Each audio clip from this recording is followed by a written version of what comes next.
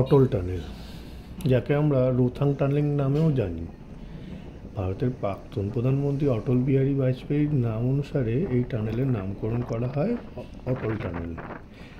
আর এই টানেল হিমাচল প্রদেশের জাতীয় মহাসড়ক 3A হিমালয়ের পূর্ব পীর পাঞ্জাল রেঞ্জের রোথাং পাসের নিচে নির্মিত একটি হাইওয়ে টানেল। আর এর দৈর্ঘ্য বলতে গেলে প্রায় 9.02 কিলোমিটার। আর এটি সমুদ্রপৃষ্ঠ থেকে 10,000 ফুট ওপরে অবস্থিত। আর এটাকে এক টিউব হাইওয়ে টানেলও বলেন।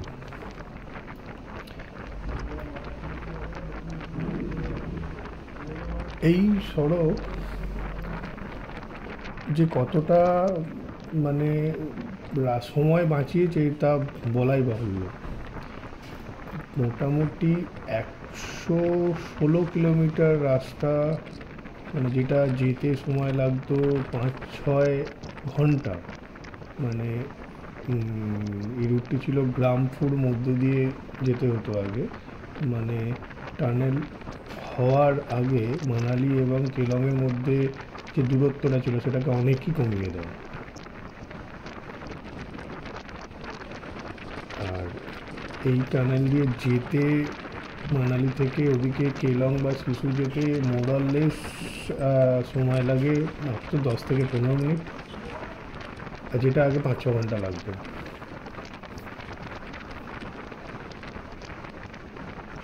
এই টানেলের কয়েকটা বৈশিষ্ট্য আছে।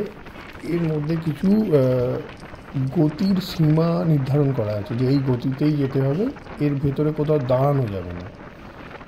তো এক স্পিডে মোটামুটি সব গাড়ি বেরোয়, আর কোনো জ্যাম বা কিছু হওয়ার সম্ভাবনা থাকে না, কারণ সেই বেসিসেই মিলিটারিরা যারা আছে তারা টানেলে ঢোকা বা বেরোনোটাকে সেইভাবে নিয়ন্ত্রণ করে। আর এর মধ্যে অনেক এমার্জেন্সি ব্যবস্থা আছে। প্রত্যেক কিলোমিটার ছাড়া ছাড়া কিছু জায়গা করা আছে, এমার্জেন্সি ফোন বুথ আছে, বা ভেতরে কিছু ঢুকে শেল্টার নেওয়ার জায়গা আছে বাই চান্স যদি কোনো ঘটনা ঘটে। আর যে কারণে এর মধ্যে কোনো স্ট্যান্ড করতে দেয় না, কারণ পাহাড় কেটে টানেলগুলো বানানো, তো যদি কোনো বিপদ আপদ হয় ওই জন্য এক স্পিডে যত তাড়াতাড়ি বেরোনো যায় বেরিয়ে যাওয়াই ভালো। তো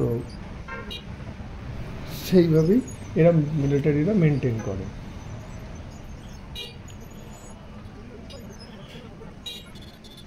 আর এই যে টানেল দিয়ে ওপারে বেরোনোর পরের যে দৃশ্যটা, সেটা সত্যি আমাকে তো অবাকই করেছিল। ওদিকে একটুও স্নো নেই, জানুয়ারি মাসের ফার্স্ট উইক, একটুও স্নো নেই, কিন্তু এপারে আসার পরে স্নো আর পুরো ঠান্ডা, সম্পূর্ণ একটা আলাদা এক্সপিরিয়েন্স, আলাদা এনভায়রনমেন্ট।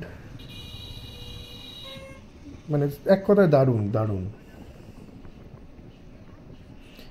প্রচুর পর্যটক আসে এখানে, প্রচুর ভিড় হয়। আর ওই অটল টানেলের পাশেই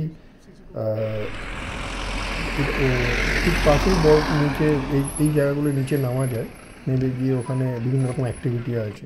আর হ্যাঁ, স্নোফল হলে কিন্তু এই দিকে আসা মিলিটারি থেকে বা প্রশাসন থেকে বন্ধ করে দেয়। তখন 4x4 কিছু অ্যালাউ করে, আদারওয়াইজ ছোটো গাড়ি কোনো অ্যালাউ করে না। আমরা যখন গেছিলাম তখন জানুয়ারি ফার্স্ট উইক, কিন্তু ঠান্ডা অত ছিল, মানে ঠান্ডা অনেকটাই ছিল, মানে -12 to 15 মধ্যে দিনের বেলায়, কিন্তু স্নোফলটা ছিল না, যে কারণে গাড়ি অ্যালাউ ছিল।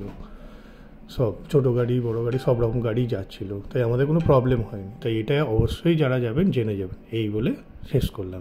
এতদূর যদি দেখে নেন তাহলে ভিডিওটা দয়া করে অবশ্যই সাবস্ক্রাইব করবেন। আমি আরও পরবর্তী শিশুর ভিডিও খুব শীঘ্রই আপলোড করব। So please stay tune.